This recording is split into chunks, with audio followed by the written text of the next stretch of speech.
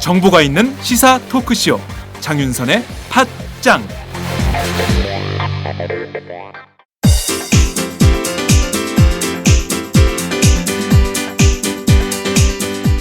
선배님, 문학을 잘 가르치는 대학이 따로 있을까요?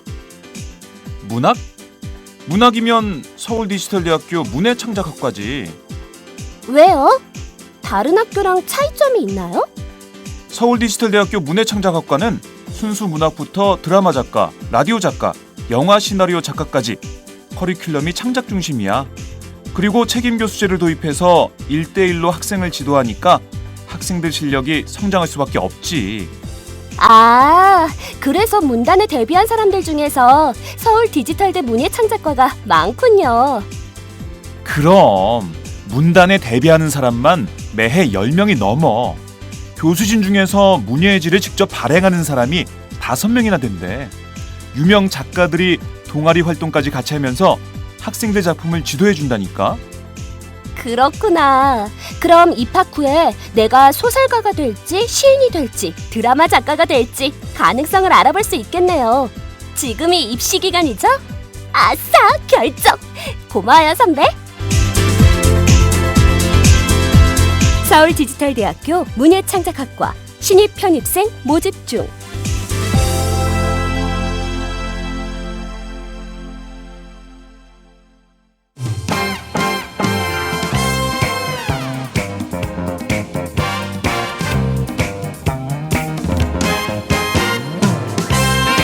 강상구 조성주의 색다른 진보 정치, 쾌걸 진보.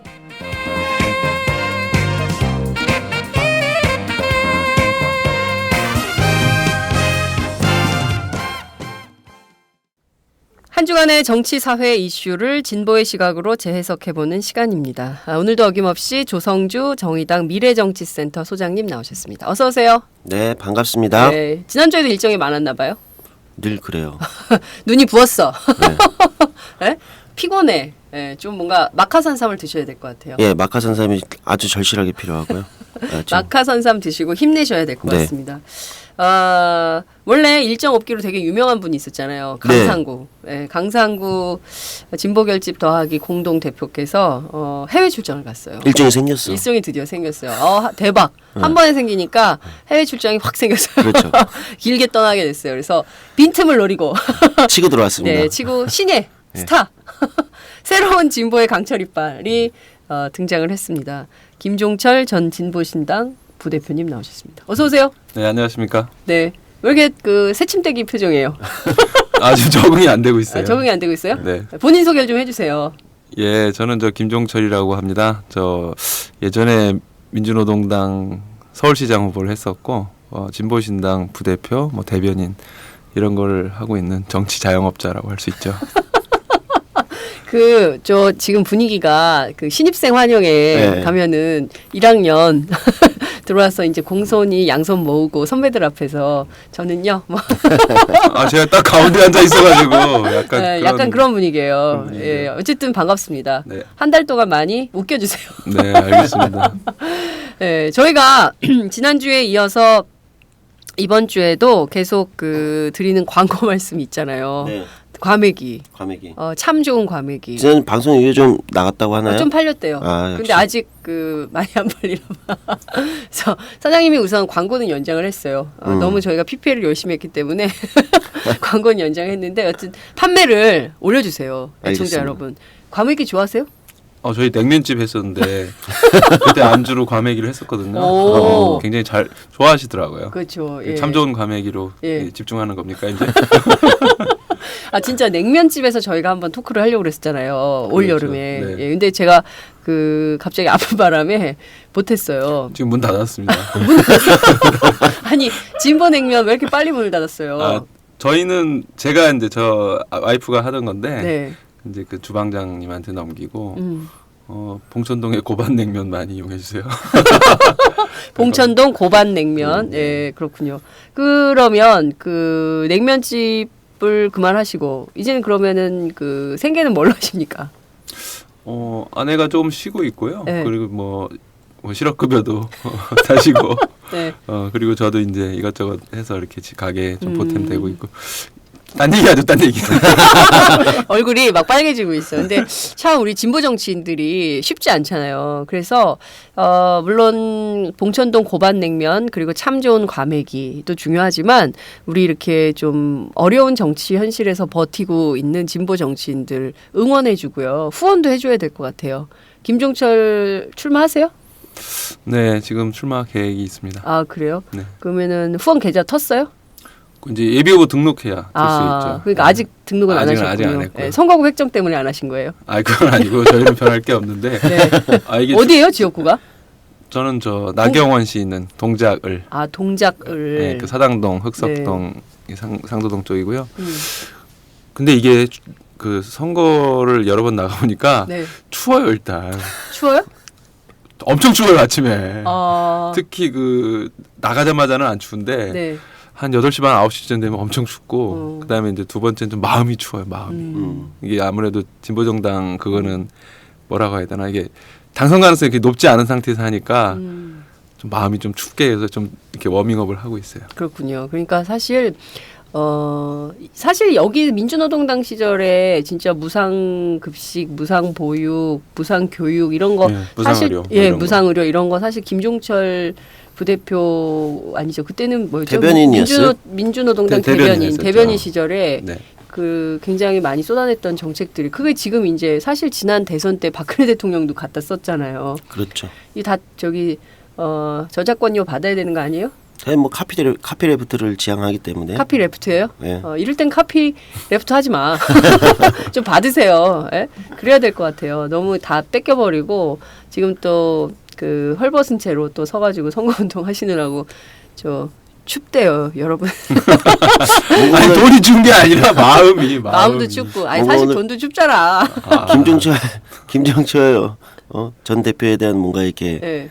뭐 위로 방송 같은 위로 방송 같은 건가요? 스페셜 같은 느낌이에요. 스페셜 오자마자- 김종철 스페셜. 오자마자 스페셜. 띄워주죠. 띄워놓고 바로 밟는다. 본방송 빨리 들어주세요. 네, 여하튼 지금 김종철 전 부대표 어떤 분이신지 궁금하신 분들을 위해서 저희가 살짝 신상을 좀 털어왔습니다. 이분이 이런 분이십니다. 응원해 주시기 바랍니다.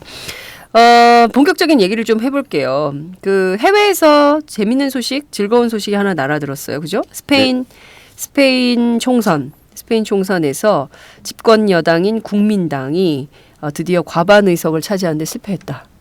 이런 보도가 나왔습니다. 그리고 신생 정당들이 상당히 약진했다. 포데모스의 약진이 굉장히 두드러졌다. 이런 평가가 나오고 있습니다. 우선 조성주 소장님 어떻게 보셨어요? 이거 굉장히 시사하는 바가 좀 많다고 생각해요. 원래 그 지난 이제 집권당이었던 국민당이 지난 총선에서 186석이었거든요. 186석. 근데 이번에 123석으로 이제 과반을 잃었죠. 예. 이 스페인은 이제 하원이 총 350석이거든요. 네, 하원. 350석 중에 이제 186석을 얻었었다가 123석으로 이제 완전 과반 밑으로 내려간 거고요. 신생 정당이죠. 포데모스가 정확히 얘기하면 이제 지난해 1월에 창당한 거예요. 네. 그러니까 2014년 1월에 창당한 정당인데 이 정당은 2011년에 이제 마드리드에서 시작된 이제 반긴축, 유럽이 이제 전체적으로 이제 긴축에 들어가고 있는데 이 긴축을 반대하는 시위를 주도했던 당시 이 주도했던 정치학자도 굉장히 젊어요. 78년생인데 저랑 동갑이네요. 1978년생. 예. 조성주 소장님 동갑. 네, 78년생 동갑이에요. 네. 파블로 이글레시아스라는 사람이랑 이제 창당을 했고 이제 유럽의 선거에서 좀 돌풍을 일으켰다가 이번엔 스페인 하원에서 무려 69석을 한 번에 얻었어요. 대단히 신생 떠올랐죠. 그러니까 원래 여기가 제1야당이 그 사회노동당이었는데 네. 여기가 이제 완전 줄어들었죠. 90석. 그다음에 이제 포데모스가 69석. 제2야당인데 거의 제1야당을 위협하는 정도로 뛰어올랐고 네. 그다음에 이제 오른쪽에도 신생 정당이 하나 생겼어요. 사실은. 시우다다노스라고 좀 이름이 어려운데 네. 여기가 이제 40석. 이렇게 되면서 시민당 이렇게 부르죠. 시민당. 네. 그러니까 이게 전체적으로 양당제 스페인이 굉장히 30년 동안 유지된 강력한 양당제였는데 우리랑 좀 비슷하네요. 그렇죠. 근데 다당제 구조로 갔는데 흥미로운 건 다당제로 가면서 여당이 과반을 잃었다는 거예요. 그러니까 이제 최근에 이걸 시사가 한국으로 한국 넘겨보면 정치와 굉장히 비슷해요. 예. 예.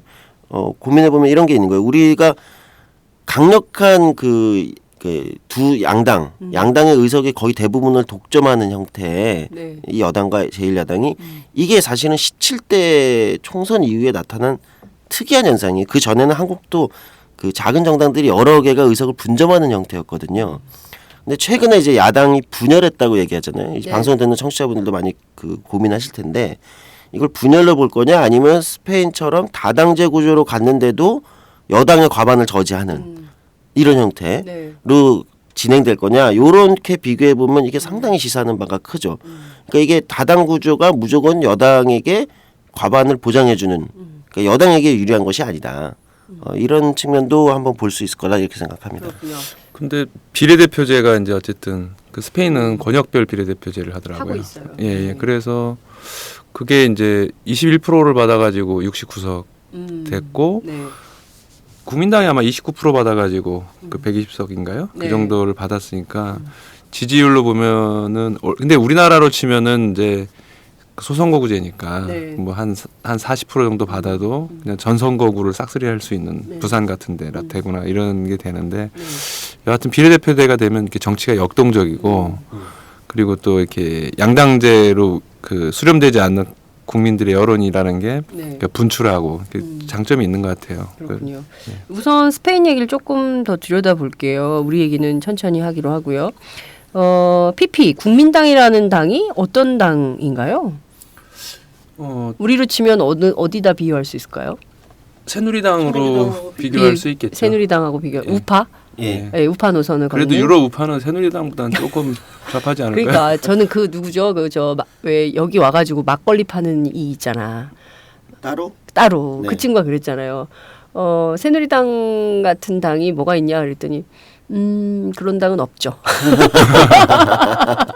그러니까 말씀하신 대로 정말 유럽의 우파당도 새누리당 같지는 않다. 그러니까 그 사회노동당, 네. 그러니까 뭐 사회주의 노동자당이라고 부르기도 하는데 1970년대 그 프랑코 총통제제 끝나고 네. 그 이제 민주화되면서 양대 정당이잖아요. 국민당하고 사회노동당이. 네. 근데 이 사회노동당이 굳이 따지면 우리로 치면 민주당 적통 비슷한 거로 민주당. 보여지는데 네. 그것도 사회주의 노동당, 사회노동당이니까 네. 상당히 저 왼쪽에 있는 거죠. 네. 그런 걸로 보면 전반적으로 유럽이 우리보다는 그 왼쪽에 와 있는 거라는 생각이 들고 근데 그런 당 사회노동당 같은 당도 이제 극복해야 된다 하고 해서 더 그 제3당을 밀어준 거니까 네.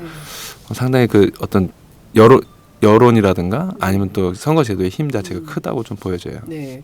자, 스페인은 왜 이렇게 반긴축 노선, 뭐 워낙 그 유럽의 경제 위기가 심각하니까 뭐 이런 경제 문제 때문이었다고도 볼 수 있을 것 같고요. 또 어떻게 보면 청년 실업 문제 때문이었다 이렇게 분석도 해볼 수 있을 것 같은데요.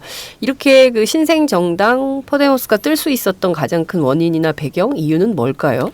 이제 뭐 경제적인 부분하고 포데모스 자체의 이제 새로운 정치 실험 두 가지를 한번 봐야 될 것 같아요. 정치 실험. 예. 네.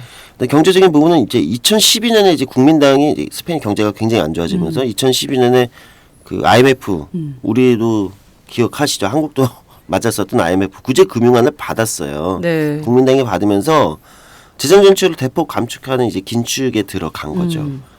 이게 이제 문제가 계속 발생했던 거죠. 스페인이 계속 마이너스 성장이었어요. 스페인이. 네, 계속 마이너스 성장이고 지난해만 딱 1.4% 성장했어요. 네. 플러스 성장을 했던 거거든요. 실업률이 21.6%니까 전체 실업률이 21.6%니까 이거는 뭐 유럽의 지금 유로 쓰는 유로존 평균 실업률이 아마 10.7% 정도 될 거거든요. 네. 그러니까 2배가 돼요. 네. 유럽에서 스페인보다 실업률이 높은 나라는 얼마 전에 이제 국가가 한번 부도났다, 망했다라고 얘기했던 그리스. 24.6% 요거밖에 없어요. 그러니까 스페인 경제가 굉장히 안 좋다는 거죠. 네. 이런 상황에서 긴축이 계속되니까 서민들의 삶이 어려워진 거죠. 네. 그러니까 이거에 반대하는 흥미로운 거는 보통은 경제가 안 좋아지면 이게 안정적인 오른쪽에 집권당을 밀어줄 거라고 생각하는데 그렇죠. 그렇지 않은 거죠. 안정, 희구형, 보수 뭐 이런 그렇죠. 선택을 하죠. 우리의 경우는 좀 그랬던 것 같아요. 네, 예. 근데 유럽은 전반적으로 지금은 반긴축 주장하는 정당들을 밀어주는 게 그리스, 그다음에 이제 포르투갈 같은 경우도 그랬고, 네. 그다음에 이제 스페인 같은 경우 반긴축이 이제 등장한 거죠. 이게 하나가 있고 정치 실험이라는 측면에서 오히려 우리가 좀 고민해볼 게 있는 것 같아요. 포데모스 굉장히 특이한 정당입니다. 그래요? 어떤 게 특이하냐면 네.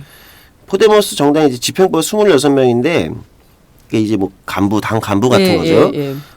아고라 보팅이라는 걸 해요. 아고라 보팅. 아고라 온라인 보팅. 투표 시스템을 통해서 선출되는 거예요. 당 온라인 지평구가. 투표로. 네, 네. 오. 한 5만 5천 명이 참가해서 선출하는 거예요, 직접. 네.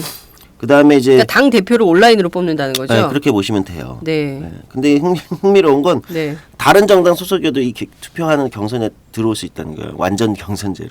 그러니까 완전 경선. 완전 열어놓고 시민들한테 참여해라. 그러니까 뭐라고 해야지? 개방형 경선 우리 예. 개방형 경선 그런 네. 걸 많이 하더라고요. 어. 네. 이런 거 하고 그다음에 이제 당 조직이라는 게 기존의 정당 조직하고는 조금 다른데 네. 오프라인에서는 네. 서클이라는 게 있어요. 서클. 서클? 서클 원. 예, 예. 근데 여기에는 당의 리더 어떤 그 조직을 운영하는 리더나 네. 회비 같은 것도 없어요. 다 와라. 와서 토론하고 여기서 결정하자. 이걸 계속 이렇게 모으는 거예요. 온라인 시스템을 통해서 네. 오프에서 토론한 것들을. 예. 그렇게 해서 이제 의사결정을 하는 시스템을 갖고 있죠. 진짜 이게 독특하네요. 굉장히 독특해요. 작년에 이제 온라인 주로 페이스북으로 많이 입당했다 그러는데 한 20만 명 많았을 때 지금은 모르겠어요. 작년 말에 한 20만 명 당원이 있었다고 하는데 네. 거기서 그 아까 아고라 보팅인 것 같은데 네. 그 온라인으로다가 우리 당이 나아갈 바 뭐 정책, 지향, 조직 운영 원리, 원칙 뭐 이런 걸 했다고 그래요. 근데 한 네. 100여 개 팀에서 문서를 제출했고 그러니까 그 한 15만 명 정도가 네. 온라인에서 이렇게 각 공간에서 참여해서 예. 토론해가지고 최종적으로 결정을 했는데 이때 뭐 몇 가지 재밌는 게 결정이 되더라고요. 그 중에 하나가 이 포데모스의 당직 공직자 월급은 그러니까 숙련 노동자, 그러니까 어쨌든 좀 기술이 있는 노동자겠죠. 숙련 노동자 평균 임금을 기준으로 받는다. 요게 근데 옛날에 민노당에도 한번 민노당이 했었던 거잖아요. 여하튼 200만 원. 얼추 그때 네. 180만 180만 원이었나? 네, 맞아요. 나머지는 이제 당연히 그때 국회의원 월급이 180만 원이었잖아요. 민주노동당. 사실상 그래서 알론 소리를 하셨죠. 우린 돈 들어간 것도 많은데 네, 뭐. 막. 그다음에 이 포데모스 당원은 최대 8년간만 공직을 할 수 있다. 그러니까 이제 그 사면임은 안 되는 걸로 그때 결정했다고 그래요. 물론 이게 실제로 해보면은 이번에 첫 그 하원 입성이니까 나중에 어떻게 될지 저는 모르지만 변할 거라고 봅니다. 변하겠죠. 그렇죠. 그리고 근데 요게 저는 더 재밌었는데 근데 공직을 맡으면 이후 10년 동안은 법인 이사나 감사를 못하게 해놨더라고요. 근데 10년 이상. 그러니까 10년간. 10년간. 최소한 그러니까 이게 네. 아마 그 정치인의 전관예우 같은 거겠죠. 그러니까 이게 뭐 회전문 인사 같은 회전문 인사 같은 거겠고. 여기도 이런 문제가 심각했나 보죠. 반부패가 굉장히 강력하죠. 그렇죠. 국민당이나 사회노동당 둘 다 그 특히 이제 사회노동당은 노총까지 연루돼 가지고 부패 문제가 터졌고 거기서 제가 좀 재밌게 본 거는 예. 여기도 낡은 정치대 새정치로 가가지고 그래요? 거기서 여기도 새정치 새정치야? 선생 여기 구호가 새정치예요. 새정치.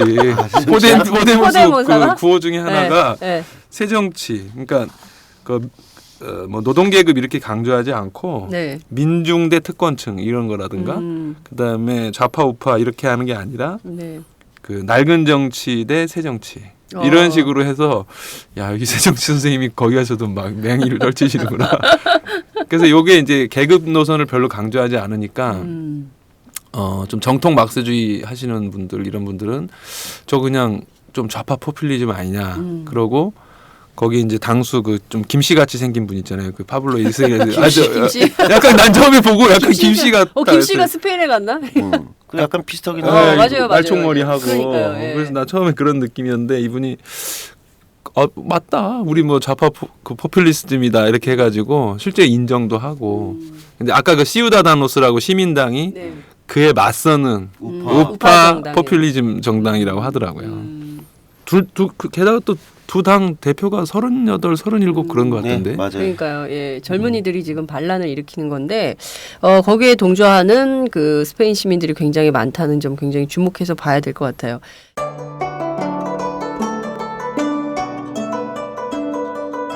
안녕하십니까. 저는 정도전을 15년 전에 최초로 소설로 썼던 작가 임종일입니다. 사실 정도전을 소설로 쓰는 데만 10년이 걸렸는데 그 시절 무명의 고달픈 심신을 양꼬치와 고량주로 달래주었던 풍무 양꼬치. 풍무 양꼬치는 월드컵 4강의 기쁨도 나라골 우습게 돌아가고 분통이 터질 때도 늘 함께했던 안식처이자 사랑방이었습니다. 진짜 정의파인 주인장은 세상을 뒤집어푼 남자 정도전을 누구보다 먼저 알아보았고 그래서 제 소설 정도전은 역사의 곡이 없습니다. 풍무 양꼬치 역시 맛과 양심이 살아있습니다. 좋은 사람끼리는 꼭 만나야 합니다. 어떻습니까? 오늘 풍무 양꼬치에서 만납시다. 2호선 구로 디지털 단지역으로 오세요. 예약 문의 02809-9292 02809-9292. 팟짱 애청자라고 하시면 정성 가득 담긴 서비스도 나갑니다. 대한민국은 왜 되찾고 싶었던 나라에서 떠나고 싶은 나라가 된 것일까? 대한민국은 왜 헬조선이란 말이 유행하는 나라가 된 걸까? 대한민국은 왜 국정교과서 체제로 퇴행하고 있는 것일까? 한국 현대사의 진실과 화해를 위해 노력해온 비판적 사회학자 김동춘 교수의 새 저서 대한민국은 왜에서 그 답을 찾아보십시오. 국정교과서에는 나오지 않는 진짜 한국 현대사 대한민국은 왜? 사계절 출판사. 이게 그리스 시리자 돌풍이 불었을 때 이 스페인의 포데모스가 총선에서 어떻게 할지 약진할지 지켜봐야 된다 이런 보도가 쏟아졌었는데요. 실제로 약진한 게 이제 확인이 된 거네요. 재밌는 건 한국에서요. 지금 국회 국방위원장 하는 정두원 의원 있잖아요. 네. 정두원 의원이 이 새누리당 낡은 정당 심각하다는 거예요. 그러면서 어느 술자리에서 저하고 만났는데 자기는 스페인의 포데모스 같은 정당을 해보고 싶다고. 그러더라고요. 예. 그래서 그분이 하면 머리를 기르시고 일단 김씨 스타일로 헤어를 좀 바꿔 가능할까요? 노래도 부르지 않으셨나? 노래도 부르죠. 그분들 음반을 갖고 다녀요. 그러니까. 기자들 인터뷰할 때. 나 이거 텔레비에서 봤는데 나 쑥스러워가지고 보기가 나 이거 이분한테 죄송하지만 좀 이상하더라고 진짜. 네, 여하튼 그런 정당을 해보고 싶은 정치인들의 욕구 이런 것들이 있는 것 같아요. 근데 정말 재밌네요. 낡은 정치 대 새 정치. 그러니까 이게 새 정치의 세계화야? 모르겠어요. 근데 네. 무슨 얘기를 하다 까먹었는데. 그러니까 말씀하신 대로 새 정치 대 낡은 정치 구도로 가고 있고 그리고 그 당원은 최대 8년 이상 공직을 나갈 수 없고 또 10년간은 그밖에 다른 법인 이사 이런 것을 할 수 없다. 이 정치인의 정관예우 같은 것도 딱 막아놓는 이런 시스템에 대해서 국민들이 최소한 이 당은 부패하지는 않겠구나 이런 신뢰와 믿음을 주었던 게 아닌가 싶습니다.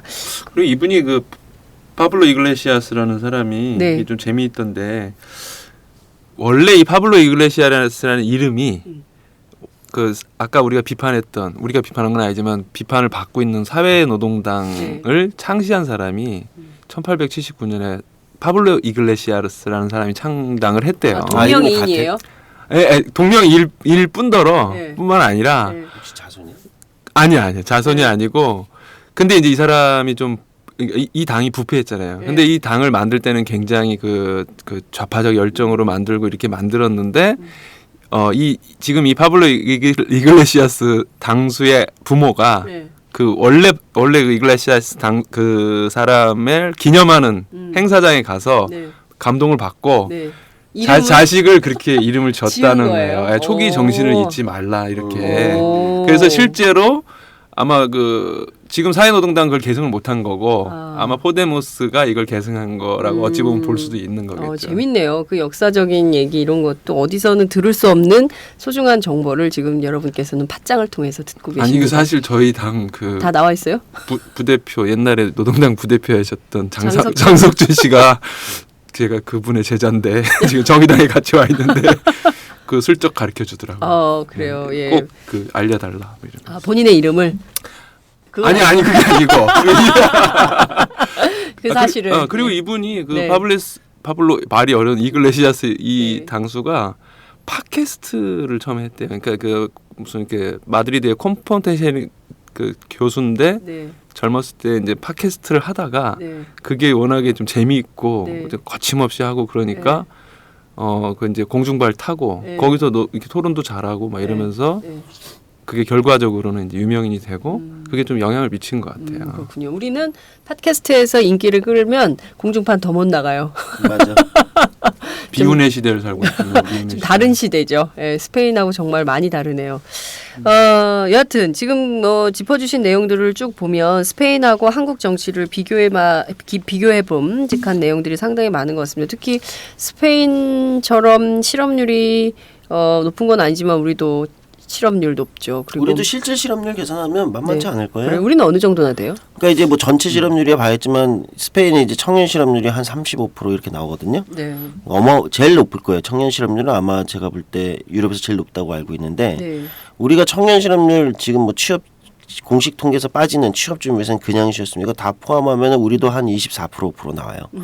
예, 만만치 않아요. 우리 상당히 심각. 24%에서 25%. 예, 청년 실업률을 실업률이. 잡으면 야, 이 정도면 우리가 14일에 1시간만 근무하면은 취업한 걸로 보는 거죠. 그렇죠. 예. 네? 2주 다시 한번 동안 말해주세요. 2주 동안 네. 1시간만 근무해도 취업한 걸로 봐요. 그런 사람들 다 포함해가지고 그런 사람들 다 빼고 예. 24%라는 거죠. 그러니까 2주 동안 약 한 300시간 넘게 실업 상태에 있다가 1시간 정도 근무하면은 이제 취업자. 그러니까 우리는 청년 실업률이 공식적으로 한 7에서 8% 나오거든요. 네. 전 세계에서 아마 가장 낮은 수준이라고 보시면 돼요. 그러니까 통계에서는 안 잡히는 거예요. 한국의 청년 실업이라는 건. 그래서 우리 박근혜 대통령께서 네. 어쨌든 그거라도 어디냐. 빨리 그 취업하도록 우리 네. 그 정규직 아저씨들은 빨리 좀 물러나 주시고 네. 우리 그 애들. 2주에 1시간이라도 일하게 해주시겠다는 그런 성원을 지금 베푸시겠다. 그래서 노동 개혁이라는 이름으로 얼른 빨리 직권 상정해서 통과시키라라고 국회의장한테 전화해서 당부 말씀인지 압력인지 기승전 박근혜. 알 수 없는 뭐 이런 아니 상황이 근데 되는 뭐 거군요. 말 나온 김에 네. 제 아는 분이 그 박근혜 대통령 얘기를 하면서 뭐 현실을 진짜 박근혜 대통령 현실은 모른다라는 건 이제 보통 많이 이제 얘기를 하는데 이분이 그 얘기하는데 진짜 공감이 되는데 네. 자기가 은행 가서 자기 이름으로 계좌 만들어 봤겠어 통장 딱 그러는데 한 번도 안 만들어 봤겠구나 본인이 직접 가서 예를 들면 그렇지 뭐 보통 사람들은 다 어렵게 하거나 자기 손으로 하는 것을 네. 대부분 안 해봤을 것 같고 예를 들면 통장을 만들 때 계좌를 개설할 때 뭘 할 때 이런 문제가 있습니다라고 하는 것을 그 뭐 관료라든가 네. 여러 이게 자기 측근들로부터 들으면서 그럼 그거 바꿔야 되겠네 이러면서 그냥 그 뭐랄까 추상적으로 네. 그런 수준이 아닐까 싶고 그 노동개혁도 전혀 그 상황을 모르고 그냥 이렇게 주는 대로 밑에서 그냥 이렇게 재벌의 요구나 관료들의 요구대로 그냥 적어가지고 읽는 수준 끌려가는. 딱 느낌이에요. 그 느낌. 그러니까요. 어쨌든 지금 경총의 요구대로 그냥 밀어붙이는 거 아닙니까? 그런 차원의 정치가 국민들을 행복하게 해주는 게 아니라는 거를 그분은 알까요? 아실까요? 모르실까요? 모르니까 이렇게 하는 거죠. 알고도 그러면 진짜 나쁜 대통령이죠, 그죠? 모르니까 이렇게 하시는 건가요? 그럴 수도 있을 것 알고도 같아요. 그러세요. 그 싸이월드를 하셔야 되는데 옛날 싸이월드? 네, 옛날에 옛날처럼. 그분 싸이의 여왕 아니죠? 싸이의 여왕이요? 네. 그래가지고 네. 뭐 제 어렸을 때 사진입니다. 막 올려놓고 그럼 뭐 그 밑에 댓글이라도 달면서 뭐 그건 좀 안 맞는 것 같아요라든가 뭐 이러면서 좀 소통이라도 소통을. 할 텐데 지금 어디 뭐 쓸 데도 없잖아요. 아니요, 그분이 페이스북 하시잖아요. 그래가지고 그래요? 예 강아지 이름 공모했잖아요. 나 왜 친구 몇 개 안 했지? 강아지 이름 공모해서 그 어떤 걸로 이름을 지으면 좋겠습니까? 이렇게 물어보셨잖아요. 그래서 국민들이 다른 의견은 안 묻고 왜 개 이름만 묻냐? 이런 소통은 뭐냐? 이런 비판도 있었죠. 그러니까 정말 우리가 이제 스페인 얘기하다가 박근혜 대통령 소통까지 이렇게 오게 됐는데요. 정말 심각한 청년 실업 문제, 청년들의 얘기를 좀 들어보면서 정책을 짜야 될 텐데 정작 서울시에서 그리고 또 성남시에서 청년들의 이야기를 듣고 수렴한 뭐 청년 배당, 청년 수당 정책은 또 못하게 하잖아요. 그렇죠? 이런 게 정말 큰 문제가 아닌가 싶어요. 스페인은 이러진 않겠죠. 스페인은 사실은 뭐 우리랑 정치 체제가 다르니까요. 근데 스페인 흥미로운 건 그 연정을 어떻게 구성할지는 아직 미지수예요. 연정. 이게 이제 지금 다당 구조로 의석을 이렇게 분리가 됐으니까 네. 어느 당도 혼자서는 내각을 구성할 수 없는 거죠. 여긴 내각제니까. 네네. 그래가지고 누가 누구와 손을 잡고 어떻게 구성을 할지 이건 미지수여가지고 아마 좀 지켜봐야 되긴 할 것 같습니다. 그렇군요. 워낙 경제가 어려워요. 그리스도 그렇고 스페인도 그렇고 포르투갈도 그렇고 경제가 어려운 나라에서 진보 정치가 뜨는 이런 현상이 나타나는 것 같아요. 그렇죠? 반대로 또 미국이나 또 프랑스 같은 경우에는 테러 위협 때문인지 또 극우파의 네. 약진이 또 있어요. 물론 저는 그 미국 대선에서 트럼프가 승리할 거라고 생각하지 않지만 또 이렇게 난민들을 포용하는 정책을 쓰려는 오바마 정책에 반대하는 여론이 또 51%나 되고 뭐 이런 상황인 것 같아요. 그러니까 그야말로 세계의 정치가 요동치고 있는데 그것을 한국적 정치에 좀 대입을 해보죠. 한국의 경우 경제는 어려운데 보수 정당이 맹위를 떨치고 있어요. 진보 정당은 매우 어려워요. 이 원인이 어디에 있다고 보세요? 여전히 국민들은 진보적 의지에 관심이 많거든요. 제가 볼 때는 그러니까 이제 이 포데모스라는 상당히 정치적으로 급진적인 네. 정치 행태가 급진적인 네. 이런 정당이 있으면서 좋은 점이 잘못하면 이게 극우파 막 갈 때까지 가보자 뭐 싸워보자 이게 프랑스에서 뭐 국민전선인가요? 네. 뭐 그런 식으로 갈 수 있었던 것을 어찌 보면은 포데모스가 좀 흡수한 좌파적으로 그런 요소가 있다고 하더라고요. 근데 그걸 흡수할 수 있었던 거는 어쨌든 우리가 저 당을 지지하면 저 당이 의석이 69석에 창당 1년 만에 되고 네. 어쨌든 지지만 있으면은 그럼 내 의사가 반영된다는 정치 제도가 있기 때문인데 우리로 보면은 아무리 지지를 받아도 최소한 어느 특정 지역에서는 40% 이상이 나오지 않으면 한 석도 안 되는 거니까. 그러니까 이제 그거는 불가능한 거라고 좀 보여지고 그래서 실제로 이걸 보면은 비례대표제의 힘이 굉장히 중요하다는 게 예전에 그 하버드 대학교 그러니까 진보적인 교수들도 아니에요. 네. 그러니까 알레시나하고 에드워드 그레이저라는 교수가 공저한 게 복지국가의 정치. 그렇죠. 네. 이게 원제는 Fighting Poverty in the U.S. and Europe 그래서 미국과 유럽에서의 복지국가 형성에 대한 차이인데 이 사람들이 이제 여러 가지 데이터를 넣고 회귀 분석을 해본 결과 유럽에서 복지국가를 만들고 미국에서 못 만들었던 결정적인 두 가지 요소가 하나는 인종적인 단일함. 그러니까 유럽은 상대적으로 인종적으로 단일해서 네. 그러니까 가난한 사람들에 대해서 이렇게 많은 지원을 하고 하는 거, 세금을 떼서 지원하는 거에 대해서 관대하다. 네. 이게 첫 번째고 두 번째는 비례대표제가 있음으로 인해서 어떤 위기 시기, 그 다음에 어떤 정치적인 급진적인 개혁의 시기에 네. 소수파라 하더라도 굉장히 액티브한 소수파가 네. 그 의회에 진출할 수 있었고 그 힘을 바탕으로 해서 많은 그 보편적 개혁 같은 게 일어났다고 보더라고요. 그러니까 헌법 개정 같은 것도 네. 2차 대전 이후에 그런 어떤 좌파적인 급진주의로 많이 개혁이 됐고 개정이 됐고 근데 이게 우리나라에서도 만약에 이게 수렴이 되려면은 네. 그런 식으로 나타나려면 비례대표제가 확대되는 것이 국민들을 위해서 좋은 거죠. 그러네요. 근데 뭐 지금 뭐 청와대 지시로 해서 연동형 비례대표제를 절대 못 받겠다고 해가지고 지금 선거구 획정 자체도 안 되고 지금 우리 비례를 축소하겠다고 하는 거잖아요. 그러니까요. 지금 그러니까 이게 좀, 정확하게 그러니까 뭐를 막으려고 하는지가 보이는 거죠. 그렇게 보면 이게 스페인 사례를 보면서 네. 저기는 이제 그런 비례대표제가 그 상당히 우리보다 잘 돼 있기 때문에 저런 식의 새로운 정치들이 나타나고 시민들의 열망을 왼쪽에서도 오른쪽에서도 지금 반영을 하는 거잖아요. 근데 한국은 그걸 반영하기 싫은 거죠. 그걸 정확하게 드러나고 있다 이렇게 볼 수 있을 것 같고요. 그렇죠. 그러니까 좀 다양한 세력이 진출해서 그 다양한 세력은 어쨌든 사회적 이해관계를 좀 다른 입장에 있는 이해관계를 반영하는 거니까. 대변하는 거죠. 그렇죠. 그런 사람들 간의 타협이나 어떤 협상 이런 것이 중요한 게 아니라 어차피 1당 아니면 2당이 당선되기 때문에 그 1당 내부의 정치 역학으로 그러니까 예를 들면 새누리당 내의 김무성과 박근혜의 타협 아니면 무슨 힘관계 네. 그다음에 새정치의 문재인과 안철수 사이의 타협 뭐 그 힘관계 이런 것들이 그 정당 내부에 뭐 이런 것만이 중요해지는 게 문제인 것 같아요. 오히려 다양한 세력의 사회 관계라든가 타협이라든가 이런 부분들이 좀 더 부각이 되고 그게 다양한 정당의 발전에 이바지해야 되는데 거꾸로 그러니까요. 되는 것 맞아요. 같아요. 말씀하신 대로 우리는 입법, 사법, 행정이 분리돼 있는 입헌 상권 분리. 그렇죠. 삼권 분립이 돼 있는 공화국이죠. 그리고 사실 이게 좀 그 정치적 대의라는 게 있지 않습니까? 약간 자기 거를 내려놓고 양보하더라도 정치적 대의 차원에서 뭐 이 정도는 내가 우리 당이 좀 양보해야 된다 이런 게 있어야 되는데 새누리당의 최근 정치 행태를 보면 기자들도 다 흉을 봐요.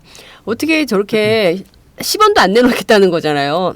그러니까 대놓고 당대표라는 분이 김무성 대표가 한 석이라도 손해나는 것은 안 된다. 우리 당이 손해나는 것은 절대로 안 된다라고 참 이렇게 이게 사실 우리나라는 인정, 정이 굉장히 이 많은 나라인데 어떻게 그렇게 앉은 자리에 풀 한 폭이 안 날 정도로 그렇게 사나운 말씀을 하시냐. 라는 얘기를 정치부 기자들도 하거든요. 그러니까 이해가 가요. 예, 상당히 인심을 많이 잃었어요. 새누리당이. 왜냐하면 어쩌면 자기 거는 10원도 안 내놓고 딱 자기 거는 웅크려 놓고 니들끼리 알아서 해. 이런 거를 얌통머리 없다고 그러잖아요. 사람들이 어른들 말씀이. 근데 지금 그렇잖아요. 근데 지금 딱 그런 식으로 하니까 이게 도저히 신진 세력들, 정치 신인들이 클 수 없는 거예요. 지금 이렇게 앞서 저희가 이제 오늘 김종철 스페셜로 이렇게 쭉 말씀을 해드렸지만 열심히 정치를 해도 안 되는 거예요. 어려운 거예요. 그래서 선거제도 개혁 굉장히 중요하고 특히 이제 이번에 저희가 어떻게 하다 보니까 또 선거제도 얘기를 하지 않을 수 없는 상황이 됐는데 헌법재판소가 제기한 내용을 네. 받아야 되는 거 아닙니까? 그죠? 네. 그게 참 걱정입니다. 오늘 표의 등가성 문제를 전혀 고민하지 않고 있는 건데 지금 선거제도 문제 얘기하기 시작하면 저희가 아마 2시간짜리 특별판을 만들어서 해야 될 것 같은데요. 네. 근데 저는 김무성 대표하고 지금 새누리당이 저렇게 나오는 거, 그러니까 10원 한 장도 내줄 수 없다 이런 거잖아요. 네. 근데 저는 이해가 갑니다. 이해가 가요? 예, 저는 이해가 가요. 왜냐하면 본인들에게 결정권이 없기 때문입니다.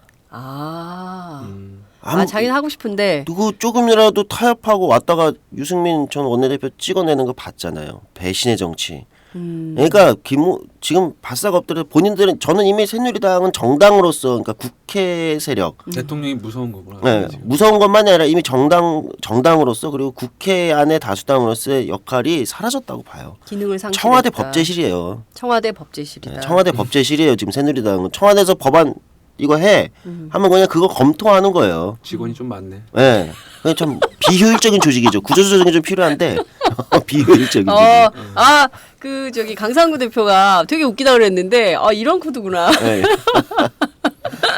예. 그러니까 이거는 지금 기본적으로 의회 정치라는 것에 타협과 예를 들면 협상과 이런 게 작동할 수 있는 게 아니에요. 왜냐면 그러면 지금 청와대 가서 협상을 해야 되냐고. 그러니까 시민들이 나와가지고 청와대 가서 지금 청와대로 가자고 하니까 다시 물대포로 쏘고 차벽으로 맞고 구속하고 이러는 거 아닙니까? 그러니까 정개특위 야당 간사인 김태년 의원이 그러더라고요. 차라리 박근혜 대통령하고 협상하면 쉽겠다. 그러니까요. 네. 그런 거예요. 그리고 권한도 없는 사람들이 와가지고 얘기하니까 그런 게 되게 답답하다면서요. 협상할 때. 얼마나 답답한지. 그렇죠. 해보셔서 아시잖아요. 예, 분위기 좋게 이 정도면 되는 거 아니야? 그래서 막 화이팅 그러고 나갔는데 좀 이따 다시 얘기해야 되는데. 그럼 참 그렇잖아요. 네. 이게 전세 계약 다 해가지고 좋다고 막 나갔는데 그 다음 날 안 될 것 같은데요. 막 이러면서. 네. 그 위약금을 물어야 되는 거죠. 네? 그런 계약에 대해서 위약금을 물어야 되는데 이분들은 또 그런 것도 안 하잖아요. 안 하죠. 절대로. 입 씻죠. 딱 씻고 언제 그랬냐는 듯이 처음부터 다시. 그런 정치를 너무 많이 우리 국민들이 용인해 준 거 아니에요?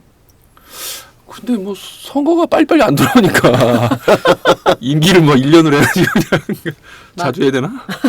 그럴 수는 없는 노릇이고요. 걱정입니다. 지금 박근혜 대통령 저렇게 계속 꽉 틀어막고 있고 또 협상장에는 나오시지 않으시고 청와대에서 전화만 하시잖아요. 정의와 의장한테도 전화해서 직권 상정하라 그러고 여기저기 전화는 열심히 하시는 것 같아요. 그런데 이대로는 있을 수 없는 거 아닙니까? 정의당 농성 지금도 하고 있나요? 네, 농성 계속 하고 있고요. 네. 어떻게 하실 거예요? 저희는 계속해서 농성하고 지금 시민사회 단체들 많이 만나고 있어요. 그러니까 이게 단순히 국회 내에서의 정당들 간의 이해관계만이 아니라 시민들의 이해관계이기도 한 거잖아요. 우리가 아까 스페인 사례도 보고 여러 가지를 했지만 시민들의 열망이 전혀 투입이 되지 않는 거 아닙니까 정치. 그래서 시민사회 단체들 많이 만나면서 지금 이 문제에 대해서 이게 무슨 정당들끼리 나눠 먹게 하는 프레임으로 보면 안 된다. 같이 지금 시민들의 문제를 이런 식으로 다루는 거에 대해서 문제 제기해야 된다. 이렇게 해서 시민사회단체들 만나고 기자회견도 하고 뭐 이렇게 하고 있고요. 네. 저희가 또 중재안도 많이 냈어요. 아니 그래서 제가 뭐 그 얘기를 꼭 여쭤보고 싶었는데 네. 문재인 대표가 지난 2+2 회동 때 정의당 안을 가지고 가서 협상을 했다. 네. 그래서 새누리당이 뭐냐 또 니네는 뭐 이제 이런 비판을 했다는 건데 이런 건 또 어떻게 실제 그런 움직임이 있었던 건가요? 근데 그거는 그 새누리당이 후한무치한 거죠. 후한무치하다. 네, 협상이 교착이 됐으면 네. 그 조금씩 바꿔가면서 그 안을 가져올 수 있는 거고 그 좀 양보하고 그 다음에 타협하고 이런 건데 늘 양보와 타협을 얘기하시는 그분들이 그러니까 입장이 하나도 변한 게 없잖아요. 그러니까요. 그러면은 자신들이 하나도 변하지 않아서 이 협상이 되지도 않고 그러다 보니까 이제 대통령이 국회의장한테 빨리 대통령이 본인이 직접 한 것도 아니잖아요. 또 무슨 뭐 비서관인가요? 네. 가가지고 빨리 이렇게 순서로 직권상정하라고 이런 진짜 이렇게 현기한 정무수석이. 그렇죠. 부끄러움을 모르는 그런 행동을 하는 건데 그러니까 정의당 안을 가져왔다가 딴 거를 얘기했다 하는 것은 어쨌든 타협을 위한 노력인데 자기들은 하고 있지 않으면서 그런 비판하는 건 말이 안 된다 생각했죠. 네, 저희 정의당의 중재안을 계속해서 내고 있어요. 그러니까 이게 이 문제가 시민들하고 어떻게 관계되는지 한국 정치를 여야를 떠나서 네. 진짜 좋게 만드는 안은 뭔지 이건 저희는 되게 치열하게 고민하고 시뮬레이션 돌리고 저희 연구소에서도 시뮬레이션 돌리거든요. 제가 네. 있는 시뮬레이션 돌리고 이러면서 계속 안을 만들어 가지고 이러면은 여야가 될 수 있는 거 아니야? 지금 중재를 정의당이 쓰고 있네요. 그러고 보니까 그래요. 안을 계속 내고 있는 거죠. 심지어 정의당 안에 대해서 그 이전에 그 이병성 정개특위 네, 위원님 이병석 의원. 예, 합리적이다. 이게 합리적인 아니다. 이렇게 이병석 부의장이 그런 예, 얘기 했어요. 예, 정의당 그- 안을 가지고. 그렇죠. 네. 그런 얘기까지 사실 하셨던 걸로 정의당도 있죠. 원래 입장을 조금씩 저희 수정하면서 계속 수정한 거거든요. 그렇죠. 하여튼 이거라도 그럼 하자 이런 식으로 하는데 그 50% 중재안을 이병석 안을 그럼 정의당이 냈던 아닌 거예요? 아니 그건 이제 네. 그 정개특위 위원장이 낸 네. 안인데요. 네. 그 안을 내시기 이전에 이제 심상정 대표하고. 대표가 이미 그러면 절반이라도 해야 된다. 50%라도 연동해야 된다는 안을 여야 여기저기에 많이 냈었고 선관위에서도 이제 그게 합리적이다 이런 얘기를 했었고 그렇게 네. 못 100% 다 줘야 옳지만 100% 그렇죠. 다가 안 된다면 그럼 절반이라도 하시라 했는데 그마저도 지금 안 받겠다 이러는 거잖아요. 그죠? 정치 개혁에 박힌 전봇대가 이 박근혜 선생님이죠. 그러니까 지금 정치- 대통령을 전봇대에 전봇대에 비유하신 비교한 거예요? 거예요?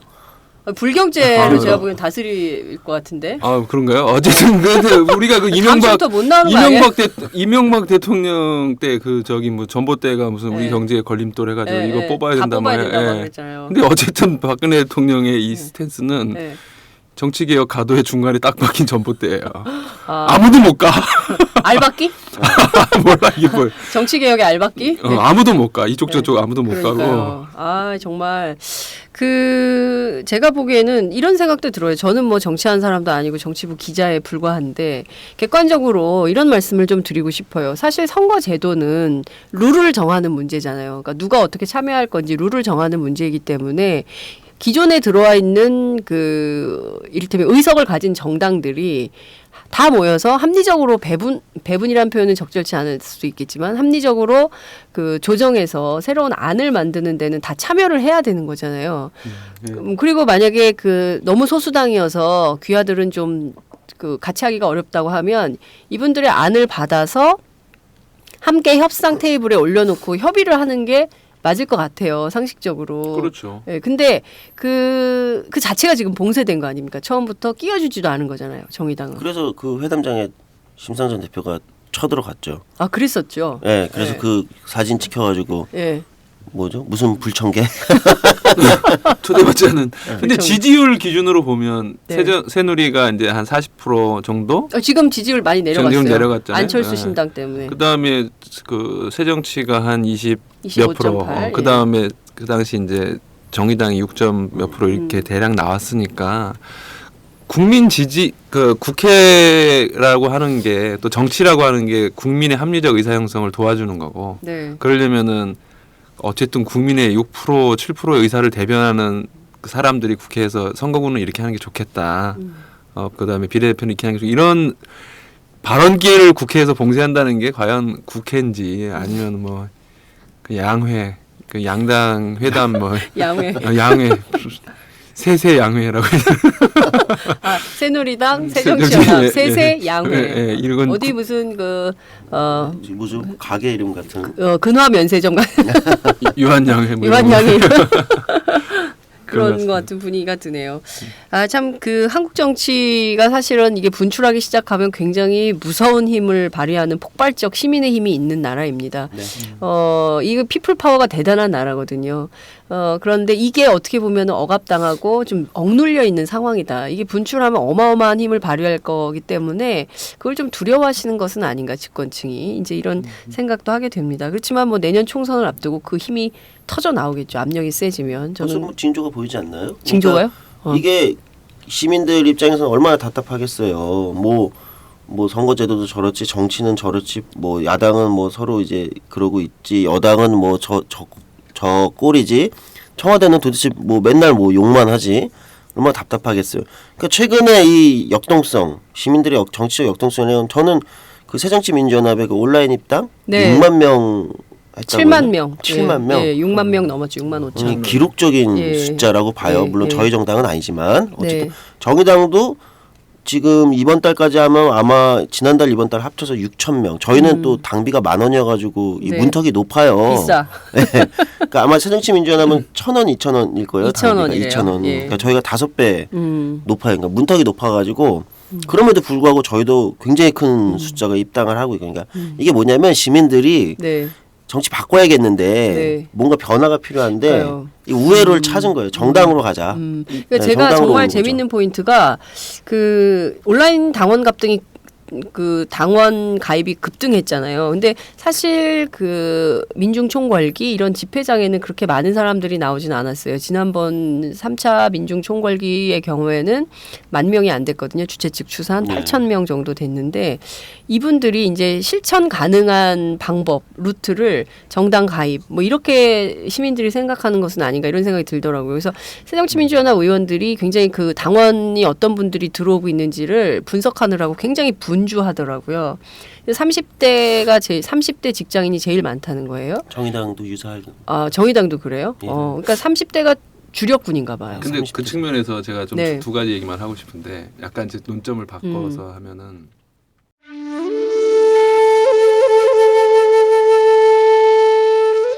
영한네이처의 마카 산삼. 공중파 텔레비전에도 없고 인터넷 배너 광고 하나 없지만 팟캐스트 좀 들어봤다 하는 분들은 다 아는 마카 산삼. 진짜 유명해져서 유사 제품도 많아졌습니다. 이젠 마카 산삼으로 검색하면 너무 많이 나와요. 꼭 영한네이처로 검색해주세요. 팟캐스트에서 듣던 그 마카 산삼을 구입할 수 있습니다. 특히 나라 걱정으로 심신이 지친 분들에게 권합니다. 몸에 정말 좋습니다. 내 몸도 나라도 살릴 힘이 납니다. 페루의 마카와 우리나라 산삼, 몸에 좋은 11가지 원료를 모두 하나로 만든 마카 산삼. 마카 녹용과 마카소와 청소년도 있습니다. 1일 2회 공복에 따뜻한 물과 함께 드세요. 영한네이처 마카 산삼. 네, 저도 팟짱 녹음하기 전에 마카산삼을 꼭 챙겨 먹고 있습니다. 본격 직장인 드라마 공생 대리운전 편. 부장님 가볍게 한잔 하시죠. 나 차 가져왔는데. 아유 착한 콜 대리운전이 있잖아요. 부를 때마다 500원이 기부되는 착한 콜. 딴지가 기부 내역을 검증한 착한 콜 1800-9998 대리운전도 믿고 맡기세요. 꽃배달은 1800-9222 퀵서비스는 1800-9668로 착한 콜 하실 수 있습니다. 꽃배달은 1800-9222 퀵서비스는 1800-9668입니다. 하나 좀 아쉬운 게 아까 조성주 소장 그 포데모스 설명할 때 살짝 언급하셨는데 이 포데모스라고 하는 어떤 새로운 정치 실험이나 20만 명의 당원을 가진 이 조직이 뜨기 네. 전에 그 마드리드의 무슨 콤플라 대쇼 광장인가 여기에 네. 오큐파이 운동, 그 점령하라 운동이 있었더라고요. 근데 아. 그게 보통 월스트리트 점령 운동이 먼저라고 생각하는데 네. 그거 이전에 그러니까 전 스페인이 세계적으로 먼저였어요? 스페인이 먼저였고 근데 그 운동의 힘을 받아가지고 그림도 굉장히 광범위해지면서 아주 새로운 정치 세력에 대한 지지로 나타나는 창당을 하자. 그리고 그 다음에 유럽의 선거에 나가서 처음에 8% 득표하고 올해 바로 1년 만에 69석이나 이렇게 되는 그런 거였는데 그렇게 생각해보면 우리 촛불이 너무 처음에 터졌어. 이명박 때 좀 뒷부분에 터졌어야 이게 막 그냥 확 어떤 이렇게 그런 힘이 좌절되지 않고 그 힘이 그대로 어떤 정치적으로 어떤 성과를 달성하면서 우리가 원하는 걸 이뤄냈다. 그리고 국민들에게 정치적 승리감을 주게 되고 이 보수파 소위 이제 기득권 세력도 이걸 무시할 수 없고 이렇게 됐어야 되는데 좀 아쉽다라는 생각하지만 여전히 그런 역동성은 있다라고 저는 생각을 하고 두 번째는 이제 새정치연합에 이제 6만 명이 7만 명 입당한 건데 저는 이제 새정치연합이 이분들에 대해서 앞으로 어떤 대접을 할지 어떻게 해야지 막 고민할 것 같아요. 왜냐하면은 제가 예전에 이제 이렇게 온라인으로 막 이번 안철수 씨 이런 사태 나기 전에 새정치연합에 나도 정당을 가입해야겠다 해서 새정치연합에 가입하신 분 얘기를 들었더니 전화를 해서 입당하려고 한다 그랬더니 갑자기 왜 입당하시려고 하시는 거야? 그게 뭐냐면 이미 거기는 이제 동원형 입당이 익숙한 거예요. 그러니까 성향을 모르는 사람이 입당하는 것은 불안한 거죠. 왜냐하면 표를 세고 공천 나중에 이제 어쨌든 공천 받는 거에 있어서 내부 경선을 할 때는 이 산악회에서 300명이 와야 되는데 이 산악회인지 저향후회인지도 아무도 모르는 사람이 오니까 그러니까 왜 입당? 그러니까 지금 그 김종철 부대표님 말씀하고 새정치민주연합 의원님들의 최근 저하고 제 그 취재를 통해서 확인된 발언들하고 너무 딱 맞는 거예요. 저 사람들 정체가 뭐야? 취재 좀 해줘. 어떤 사람들이 들어오는 건지 알고 싶어. 진짜 그런 얘기 막 해요. 뭐야? 어떤 사람들이야? 그래서 아니 그거는 당에서 분석을 하셔서 기자들한테 알려주셔야지. 그걸 기자들한테 물어보면 어떻게 해요? 그러면 그걸 모르겠어. 어떤 사람들인지 당황했어.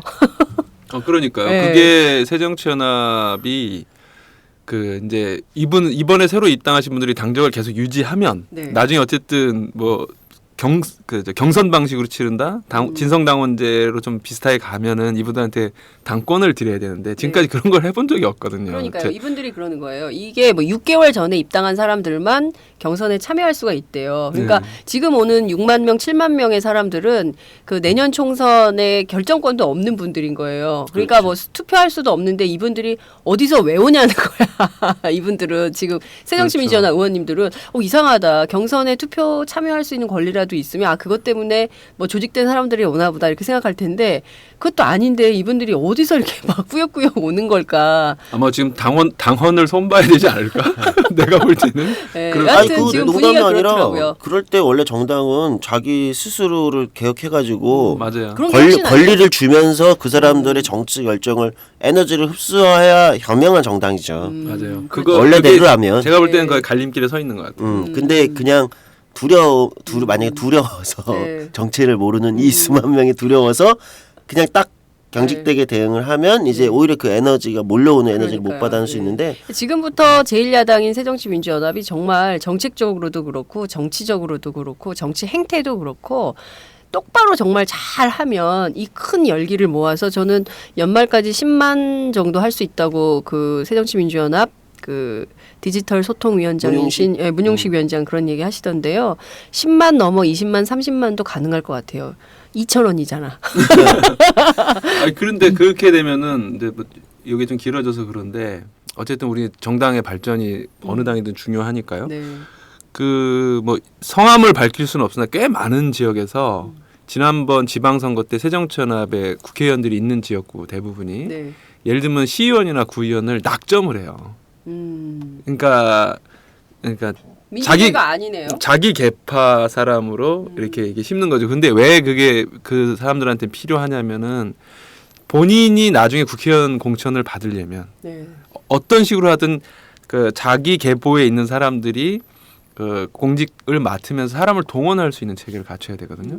근데 이 구조가 만약에 흐트러져 버리면은 자기의 어떤 이렇게 공천이라든가 이런 문제가 만만치 않은 거예요. 특히 아래로부터 상향식으로 하게 되면. 그래서 굉장히 우리가 봐도 저 사람 참 개혁적일 것 같은데 실제로 알고 보면은 자기가 그냥 심어가지고 공천하는 사람들이 굉장히 많습니다. 근데 이번에 들어간 그 수만 명의 분들이 당원들이 입당을 했어. 당비는데 난 근데 뭐 하는 거야? 나 이번에 지방선거인데 뭐 우리는 뭐 투표 안 해요? 이랬을 때 뭐라고 할 거냐. 이런 부분들이 고민이 될 겁니다. 그러니까요.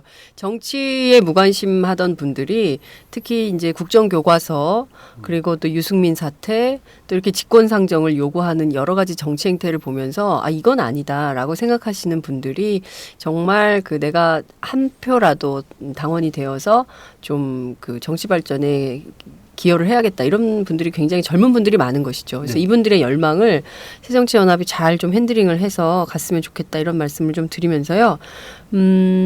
저희가 시간이 금방 갔어요. 원래 30분만 하기로 했는데 이렇게 이렇게 길어지는군요. 이렇게 길어지는 거예요. 그럴 줄 알았어 네. 나는. 수다가 힘이에요. 네. 아 나는 막 예. 어떻게 30분을 해야 되나 처음 그랬는데 와서. 공부를 엄청 해오셨어요. 막 네. 굉장히 빼곡하게 그 적어 오셨는데 다 못 쓰고 아, 나 아까워 죽겠어 나 이거. 다 얘기하고 가야 되는데 아니야, 큰일 났네.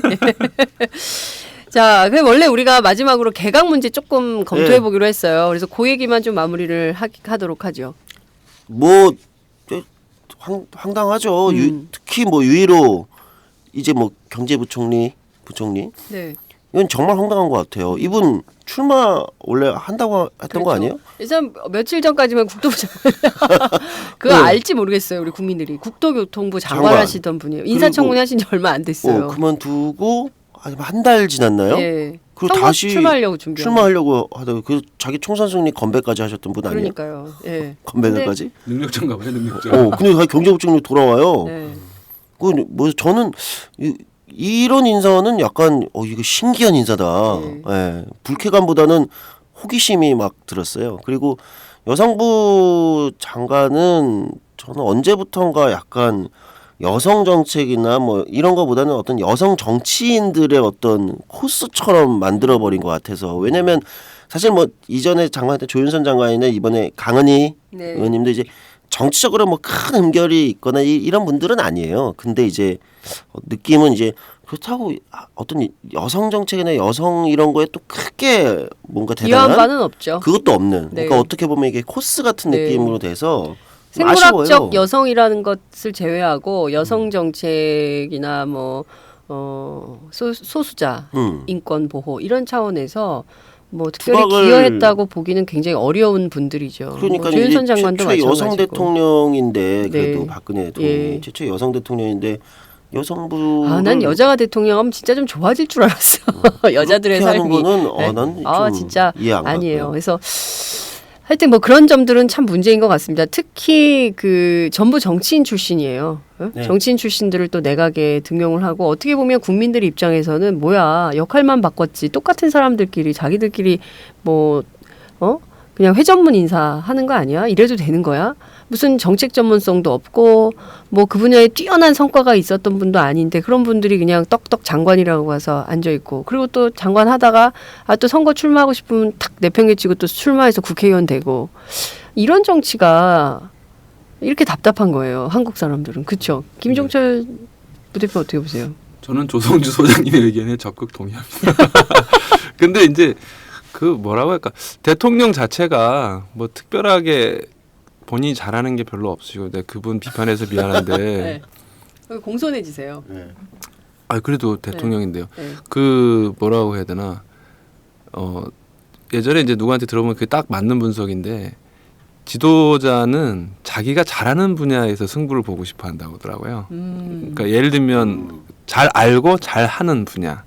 대표적으로 YS는 이제 하도 군부한테 당했으니까 박정희 시절 때. 네. 그래서 하나회 척결 막 전격적으로 해버렸잖아요. 그런 부분, 그러니까 군부의 사조직. 그다음에 이제 DJ는 남북 관계에 이제 정통하신 분이니까 그 6.15 선언 만들고 노무현 대통령은 권위주의 타파, 어떤 문화로 정착을 네. 시켰고 MB는 뭘 잘했어요? 건설 4대가 그렇죠. 우리나라 최고 전문가지 건설은. 자기가 잘한다고 생각하는 분야에. 그렇죠. 그 승부를 보려고 그러는 거예요. 그게 국민들한테 어떤 그, 영향을 끼치는 별개로. 지지만 더 있었으면 내가 볼 때는 지금 저기 소백산맥에 배 떴어요. 근데 동의를 안 해줘가지고 그랬었지.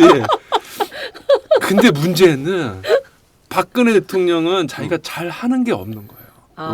그런데 유일하게 잘하는 게 선거니까. 선거의 여왕이니까 지금 계속 선거를 하고 있는 거예요. 그렇네. 국회 이 나쁜 놈들 다 죽여주세요. 내 말 그 진실한 사람들만 뽑아주세요. 근데 진짜 진실한 사람 막 저기 붙고 있어요 플랜카드. 그 명함 예비군 명함에 진실한 사람 그래, 누구 이렇게 해서 돌려요. 붙고 있어요.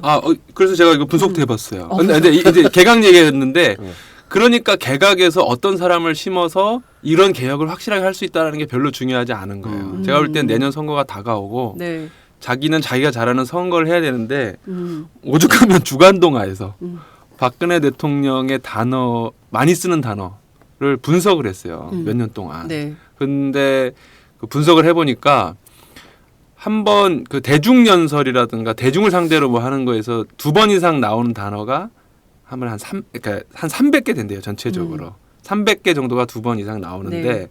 이거는 오바마 대통령도 대중연설에서는 한 300개 정도 된대요.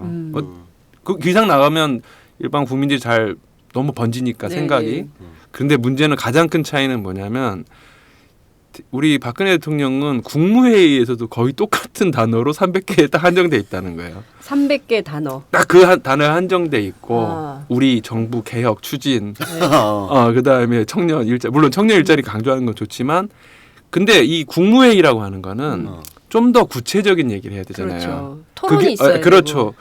어느 장관 이게 뭐 어느 분야에서는 이런 분야를 하겠다라고 어떤 중점 과제를 삼아서 하는데 네.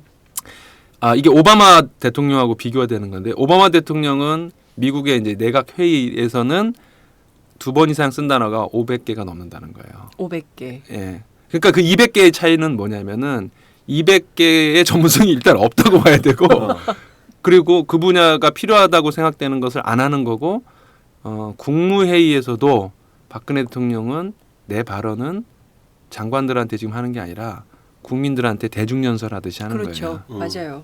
그러면서 예. 근데 연설을 할 때는 항상 선거 연설은 상대방을 비판하고 그렇죠.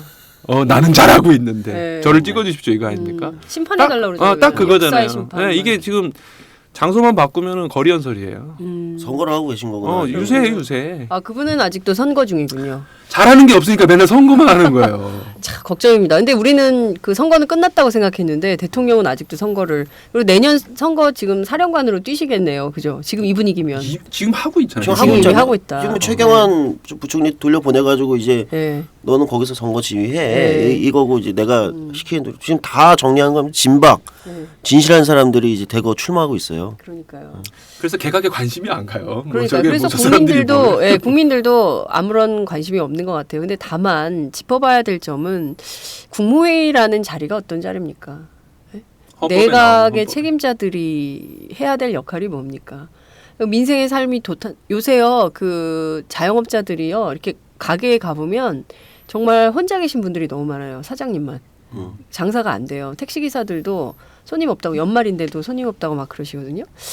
그 굉장히 심각한 상황이에요. 그런데 그런 삶에 대해서 정말 내각이 충실하게 검토하고 비전을 세우고 가계부채 1200조인데 어떡할 건지 대책을 세우고 그런 논의를 해야 될 자리잖아요. 근데 그런 건 안 하고 선거 얘기만 하고 계시면 정말 배가 어디요? 소백산?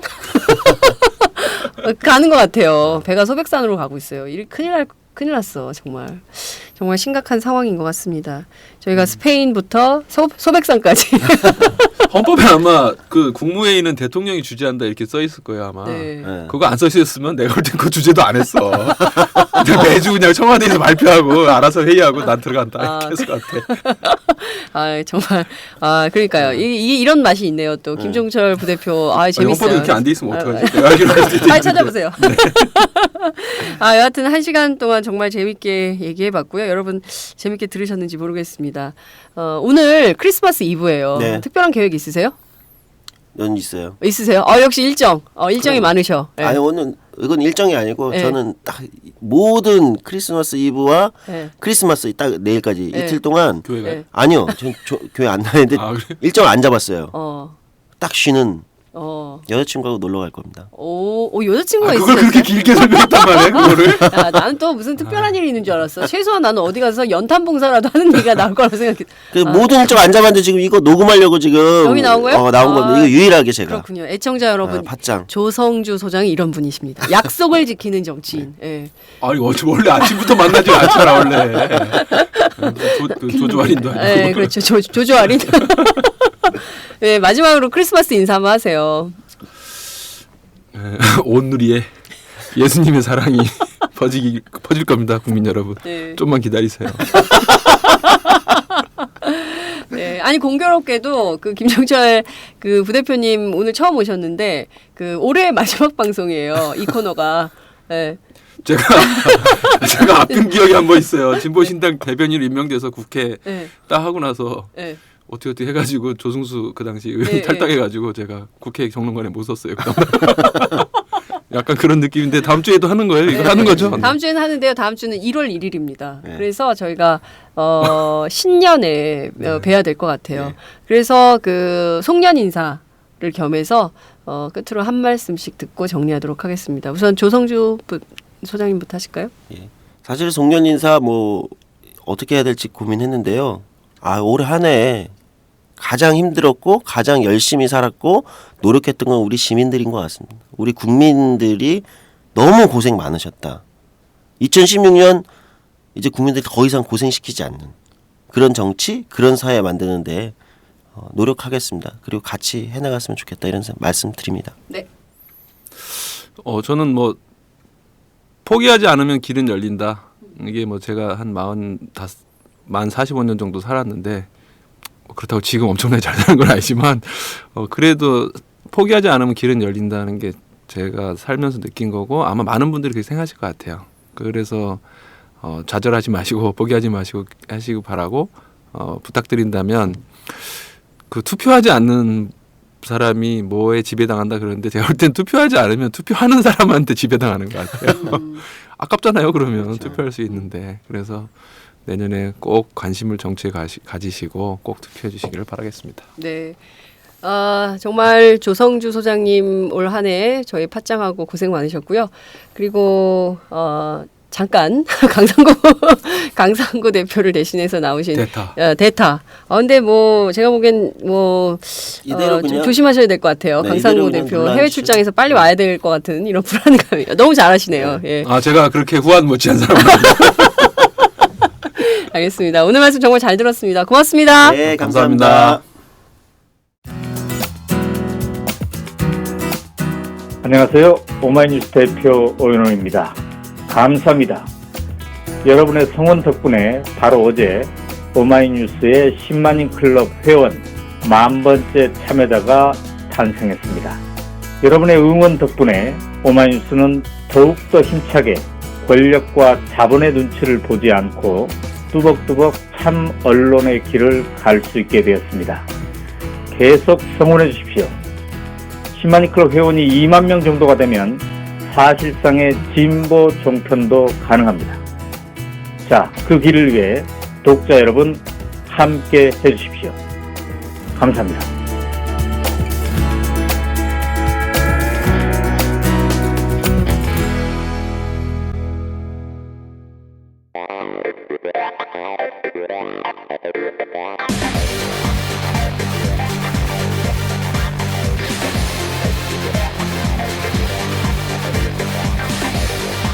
정보가 있는 시사 토크쇼 장윤선의 팟짱.